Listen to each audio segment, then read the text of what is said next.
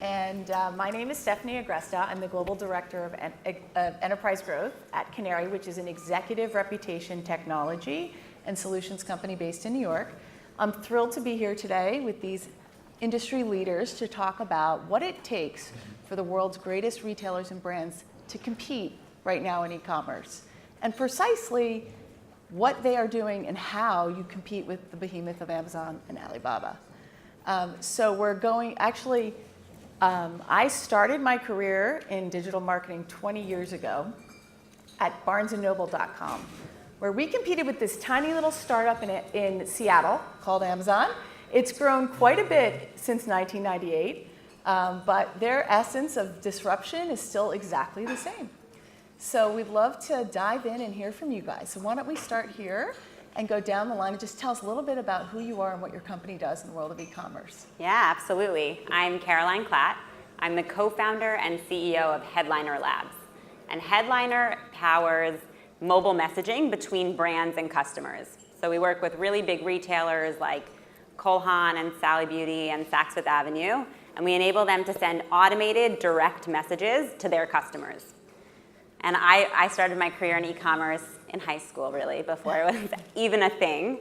I worked at McKinsey consulting for brands moving into e-commerce and then at a very big e-commerce startup. So have been working with companies both on the marketing side and now as a technology provider who are trying to understand how to really compete with Amazon on experience, on price, and on convenience.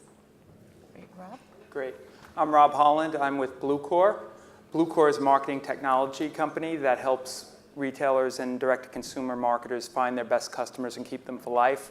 We do this by bringing together technology that collects identity, product, and behavioral data and brings it together in real time so that you can create really high-fidelity, personalized communications that can be passed out through different channels, including email, social, display, et cetera. We work with about 400 retailers around 65 countries, and we are focused heavily on helping them create high impact campaigns that drive revenue at a fraction of the effort it takes right now through traditional legacy marketing technology platforms. I've been doing e-commerce for most of my career as well through the brand and the retail side, and also spent time at Nielsen working with brands and retailers and Datalogix in the ad tech space before Bluecore. Hi, I'm Heather Marie Udo. I'm the founder and CEO of Shoppable. And at Shoppable, we created and patented the universal checkout technology, which essentially allows or it helps advertisers, retailers, enterprise CPGs, publishers bring the checkout experience directly to the consumer throughout any type of non-traditional e-com experience. So Shoppable ads, Shoppable video, we do content sites, a lot of different types of interactive shopping experiences. Great. So 20 years ago, it used to be that the e-commerce numbers would double year over year. In 2017, 25% growth year over year for e-retail sales, representing just over 10% of total sales in retail. And that number is supposed to grow to 17.5 by 2021. So given that outlook, and we know this is not going away, how are you helping your customers be relevant, and what are the specific strategies they're doing, and who are they looking at when they think through what makes them strategic in this space? Yeah. You want to start, Caroline? Sure, absolutely. Okay. So it's astounding how quickly e-commerce is growing and how important it is. And especially the trend of more traditional retailers, I think finally waking up to the fact that those experiences need to be really thoughtful, and it's the only way to attract the next generation of shopper who isn't going to those stores at all. And so to us, messaging is the new frontier in communications. There are lots of important channels, and all of the channels have to be holistic and connected to one another. But essentially, your customer spends all day, every day on their phone. Like, I'm sure many of you right now are on your phone, and you should be. That's what I would be doing. But that's where your customer is, right? And so if you are a retailer and you want to be communicating with your customer, your messaging has to be great. It has to be personal. It has to be spot on. And it has to be in a channel where your customers are engaging. And so messaging is, we open up that direct communication. And once you're doing that, it's building out experiences where me as a customer, I'm getting the immediate 24/7 personalized help that I would get in a store, minus the 24/7 piece of it, bringing that sort of level of personalization and communication to the mobile, like the digital experience. And that's not just retailers too, it's brands too. You have some big brands that want Major to brands, make that yeah. direct connection with the consumers that are looking to chat. Absolutely. Yeah. It's anyone really selling anything needs to be communicating in the channels where customers are spending time. And Rob, you mentioned your multi-channel. How does social communications fit in? What's the interplay with email? I know that there's been a strong success rate for your clients in email. Tell us a little bit about how that works. Well, it's really they all blend together. That one of the things when you look at the growth of e-commerce and the stats that we just been discussing, this is all really becoming a blur. And while that's what everyone says, the reality is it truly is. So social is really just another communication point. It's an important one because that's where a lot of people spend a lot of time. So being able to make sure that the types of messages and communication that you're putting together, whether it's in-store, through direct mail, through email, through social, makes sense, and that they are consistent and they're appropriate given the context of where the consumer is. That's really the key. And being able to really have a holistic 360-degree view of the customer, their behaviors, the product interests and affinities, and bringing that together to create the right types of communications is critical. And that's what drives conversions, that's what drives engagement, and that's what drives a healthy brand to customer relationship. Heather, access, being available with those right messages wherever they want to be. Can you talk a little bit about how Shoppable does that? Yeah, so 50% of product searches today actually originate on Amazon. And if you're a brand, you have to be on Amazon. But also, if you think about where retailers were even 10 years ago, you still found retailers that at that point in time were saying, why do we need to be online? We have an offline. We have physical stores. So now you have retailers that have their offline stores, their online stores. But it's still not enough because so many searches are starting directly on Amazon. You have to move beyond that. You have to move further up the funnel and be able to engage with consumers and get your products not only discovered by consumers further up, but also be able to enable that shopping capability further up the channel. And to Caroline's point on social and messaging, there's so many millennials today that aren't even opening their emails anymore. They're not picking up the phone. They're simply on chat, or they're in Snapchat Messenger or Instagram Messenger. So how do you get in front of that type of consumer? You have to start changing your behavior and in your marketing efforts to be able to engage with them in a natural experience. And one example, just I think last week, there's a influencer on Instagram called Something Navy, which most people in this room have probably never heard of. She's got a little over 1 million followers, and she did a private label clothing line with Nordstrom, and drove, one report said over $1 million in revenue in one day. Another report said $4 million in revenue in one day. And it just goes to show how much that direct engagement and kind of more authentic advertising can drive revenue when you're directly talking to your consumers. Especially given that young people today are much more immune to typical online ads. So sponsored content is something you guys work with. Can you talk about a client that uses sponsored content, like long form content? Long form content? I think it's not really long form content per se, but we've done a lot of different types of things. Like, I guess one example is we did with BuzzFeed and with L'Oreal, we created this really kind of interactive game. I think it was called, I can't remember the name of it, but anyway, it was an interactive game within BuzzFeed in a typical BuzzFeed type of style. So it was something that consumers expect of BuzzFeed, but all the products that were throughout the game were obviously makeup products sponsored by L'Oreal, and everything was directly shoppable. You could get the look that you kind of created as part of this game at the end of it. And I mean, there are people, do you find still price shopping on Amazon? And how do you kind of keep them in those environments? Yeah, so on price comparison, there's actually just a report, I think, earlier this week from CNBC that in a lot of the common areas, if a product is available on Amazon, it's pretty stagnant in pricing from both Walmart and Target, and somewhat Walgreens and CVS, but the major players are not really fluctuating in price as much as they used to, just because Amazon's so competitive. And again, if everyone has their one-click login, most people are starting their purchases directly at Amazon. If they're going to compare, you want to be able to match that. Right. So a lot of it is also relationship driven and access to relationships and having a direct connection with the customer, first party data.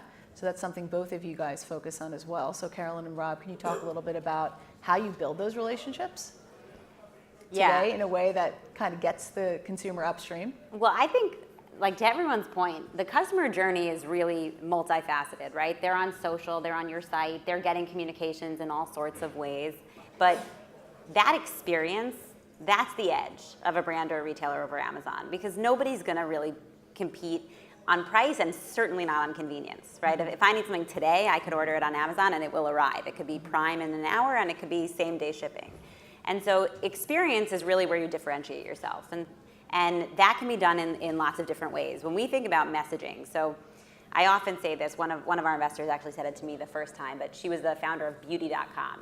And she said, when you walk into a store, somebody looks at you and says like, oh, Caroline, like, you have hair, it's dead and color treated. I could fix this, right? And then $200 later, I leave with 7 products and I'm like, oh my God, my hair is gonna be amazing. I've just changed my life. And that's just the conversation, right? It's just somebody looking at me and making me feel like I'm an authority. I can find you the right stuff. And so we leverage chat to deliver those experiences. A good example is Way Hair Care. So this is probably the most important beauty brands. Any beauty investor out there right now, Way Hair Care. It's Jen Atkins' line. She's Kim Kardashian's hairstylist. So she launched this line. It sold out in Sephora, like you couldn't find a single product anywhere. And then she launched her own website and she found this challenge that people were shopping a little bit less, they were abandoning their shopping carts, and they were buying fewer products. And so they actually came to Headliner and said, we want to reach back out to our customers inside of Messenger or messaging, that's where they spend time. But when we reach out to them, it's in a chat, so they could type back. So what if they could type back and tell us about their hair type and we could recommend products? And so that's what we do for them, right? You go on the Way site, you can all try this, add a couple of shampoos to your cart. Tell them how to spell it, because it's... It's O-U-A-I, like French, the way. But it's, if you leave the site, they'll actually follow up with you and say, hey there, we saw you were looking at some products. Do you want to get personalized recommendations? And you answer 7 questions about your hair type. And at the end, all inside of a Messenger channel, they can send you products that you can add to bag and seamlessly check out. And it's that sort of personal relationship reaching me exactly where I am. So I was, maybe shopping on my desk, and then I left the office and I'm on the way to the gym, and I could be having this whole conversation with my personal hairstylist, getting products, buying them, and then going to do a workout seamlessly. Without being intrusive. It's what I want. Yeah. I don't actually mind brands being intrusive, to be frank. That's where people should reach me. And that's because there's value to you as a consumer. Absolutely. Right? And it's personalized and it's curated. And it's really interesting because that's really the goal, but the challenge is you got to make sure you can't mess around with identity. When you're this low into the funnel and you're going for purchases, you got to be right? So you can't just do some probabilistic matching like you can on the upper funnel and brand advertising and kind of assume that we're Caroline, because Caroline loves that experience. If I'm the person getting it, I'm totally turned off, right? Because the cookie match was probabilistic and I was part of the probability that didn't work out, right? So it's critical to make that happen because you're driving a purchase, and really being able to understand the identity and then connect the products and behaviors, whether they're characteristics and attributes around the hair type, or what are your interests and your affinities and what products relate to other products, so you can make predictions about future product purchases using data science and AI, but that all really needs integrity at that foundational level to succeed at scale. And that's one of the biggest problems with this, because that's still an industry problem. It can happen in pockets, but it has to happen broad scale. And that's what Amazon does real well. What else do you consider Amazon to do really well, besides kind of knowing that data and acting on it? You know, they're setting the bar for experience, right? So I think we're all used to free shipping. We're all used to 2-day delivery. We realize now how, as consumers, what purchases can I think about right now and actually just execute on my phone or my computer, and it's there in 2 days, versus the time I get to go to the store and schedule it in, versus what do I need to have like right this second, right? And so they're constantly raising the bar, and that's changing consumer expectations, and it's creating a halo effect that the industry has to respond to succeed. And many companies are doing a great job of that. They're living in the Amazon shadow. Yeah. Heather, do you see the same type trends? Yeah, I mean, absolutely. I mean, and I think part of, one of the things that they've done an incredible job doing, and they have a massive team, is with the search functionality, within it. So 90% of product searches that originate on Amazon result in a purchase. So that level of conversion is just unheard of everywhere else. So to be able to so quickly get consumers directly in front of that right product is obvious. Between that and the one click and the convenience and the two-day to same-day shipping and on major cities as well, they've got that part just completely nailed. And does that translate in your mind to voice? I mean, I personally don't find Alexa as, effective from a search perspective. Yeah, Not yet. No, it's not, and it's one of the big fears, in particular in the CPG space, because Amazon or Alexa's not going to give you 50,000 results, and then you see the first page of results or everything. She usually gives you, I think it's 2 or 3, and if you're not one of those 2 or 3 items, then as more and more consumers, I mean, Alexa still. It hasn't taken over like everyone's thought yet, but I think, stay tuned. It's a new platform for consumers, but as more and more consumers start to adapt it, it is a very big concern for a lot of companies, in particular CPGs, because if you're not that first one, how do you become the second one and get that consumer? And is it pay to play? Not yet, but I'm sure that's It will be. That's going to be next. The other problem too with it is that Amazon has a lot of private label. So if you're ordering batteries, of course Amazon's going to push Amazon Basic. So where does that leave Duracell and Energizer? And it's going to get very, very expensive probably very quickly to be that other option. Which will have an impact on digitally native e-retail companies too, versus very large established retailers. I want to make sure we understand it from new companies that are approaching this from a digital first perspective. Rob, you were going to... So on a digital first perspective, and just even the whole voice is new. Cell phones were big when they first started, and look what an iPhone or an Android does today. So it's here to stay. That is the new shelf. We talk about shelf space and all the merchandising and where do you put your product on the shelf and how do you voice is the new shelf. So we got to figure that out, because it will have implications that are profound, and we don't know what they're going to be. Direct to consumers, it's really interesting because we work with a bunch of them, and they're really looking at technology as the competitive advantage, which is interesting, and it is in many ways. But many of them are now creating pop-up stores or marquee stores. So Casper's got a store in Manhattan, and Untuckit's got stores, and they're all over the place. So does Away Amazon. has stores, and Amazon's putting in stores, right? So stores are where people go, just like the phone is where people go. It's just points of distribution, and it's just a way to make the experience more visceral and more human, and it's a blend. So they will survive and thrive in the Amazon world.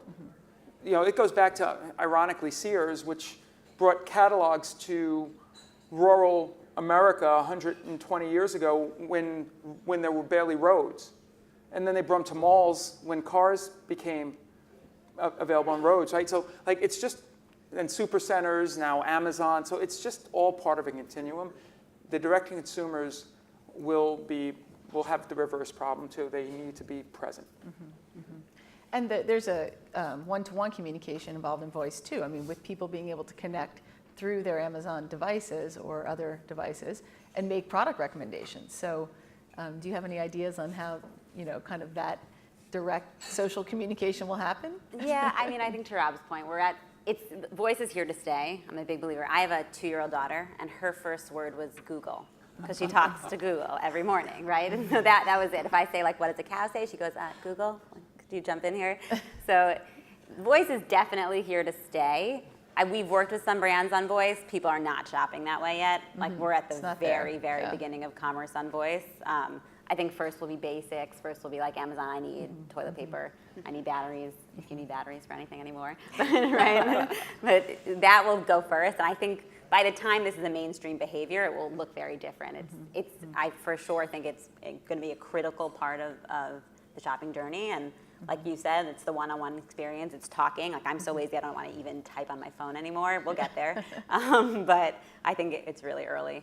Yeah, and we're going to open it up to questions in 1 minute. One last thought for the panel here. Let's play the long game a little bit. Rob, I think on our pre-panel call you said that it's never a winner take all. So who's going to win? What does that look like? And how do people that are really interested in competing today get there? So I think there are 3 big principles that we sort of organize around at Bluecore, but I believe very firmly. I mentioned it before, but Amazon's not going to be the only winner. It's recasting sort of as a big shadow, but there will be many, many companies that thrive, not just survive. You just have to reinvent your model. And it's a new game, and there's no looking back. So there's an opportunity to win. It's not doom and gloom. It's just a major restructuring, so we're seeing the fallout of that. Second thing, it's all about connecting the person to the product.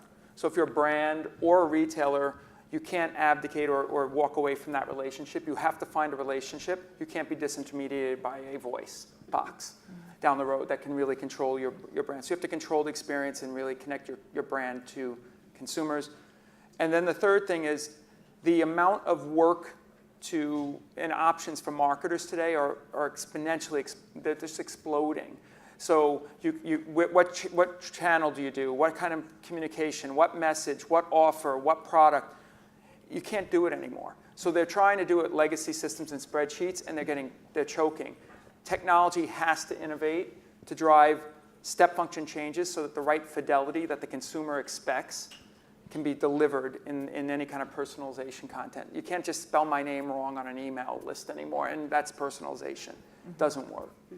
And just to add to the first thing Rob was saying, I mean, you can't compete with Amazon by trying to build a bigger, better Amazon. So I think it's interesting.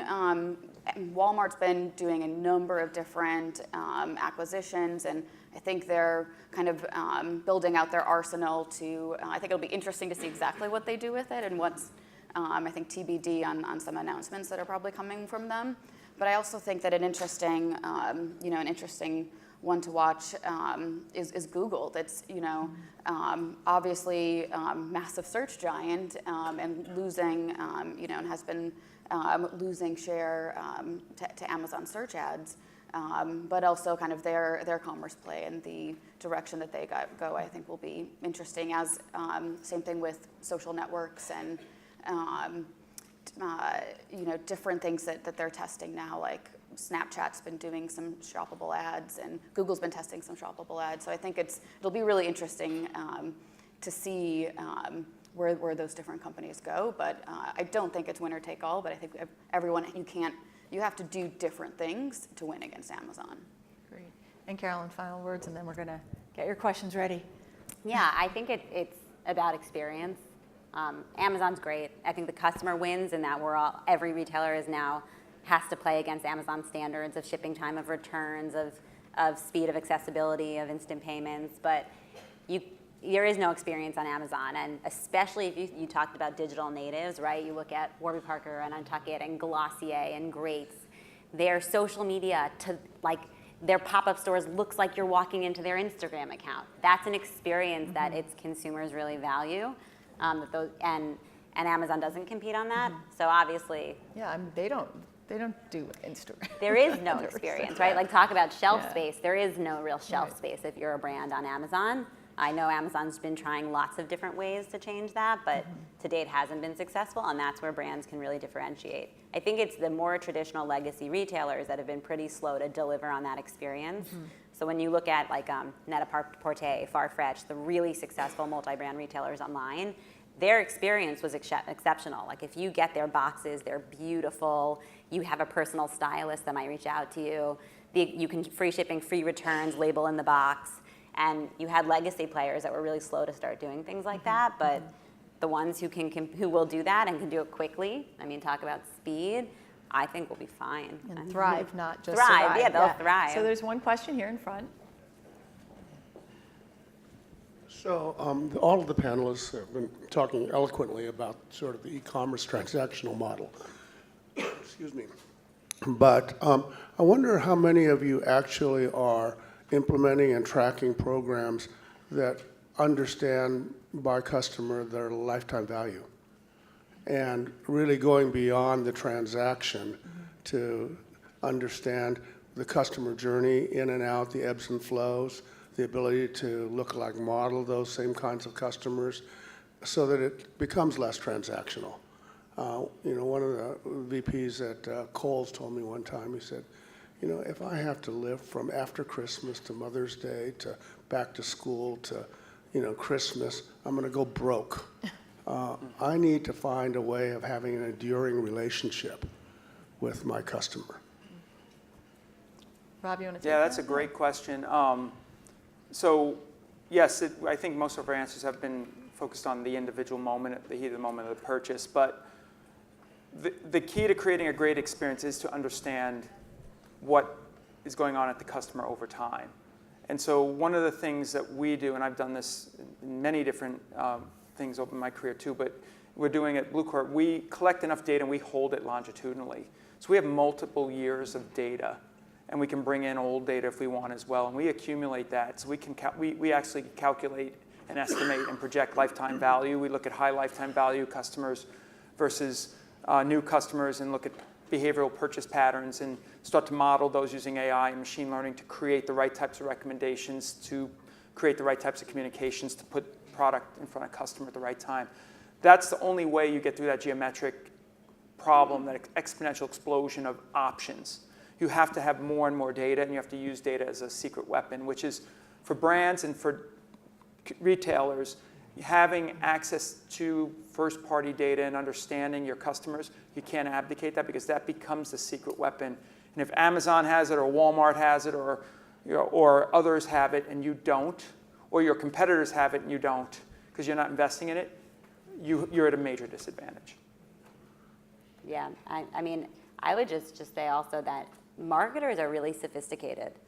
The folks we work with on the brand side and the retail side are actually really sophisticated, and they understand that they can't live Christmas to back to school and Mother's Day at all, especially like not anymore when people are shopping all the time and going to Amazon a lot of the time. So that's actually really essential, right? Is how do you use this data? If we're having a conversation, are we collecting that information and are we using it again to serve up the right products, the right messaging, and really understand who these customers are so that we're more than just a place they bought this thing once? Yeah, to add to that, so at Shoppable, we power brand.com sites for a lot of major CPGs like Unilever and Nestle and L'Oreal, et cetera. But the traditional CPGs didn't have any access to data and who their customer was. They're spending billions in advertising and just kind of mass marketing. But through using our technology now, they're actually able to get the real data of who their customer is, what products they're buying, how they're, the product mix, how frequently they're buying, where they're buying from, et cetera. And that type is helping them build closer relationships with their customers and build them more long term. And then also it affects kind of their overall life cycle, marketing, and the other campaigns as well. Great. Any last questions? Just have 1 minute more. Anyone? All right, great. Well, I want to thank these panelists for their insights. It's great having this conversation, and we'll be here afterwards to chit chat because there's a break. Thank you all very much.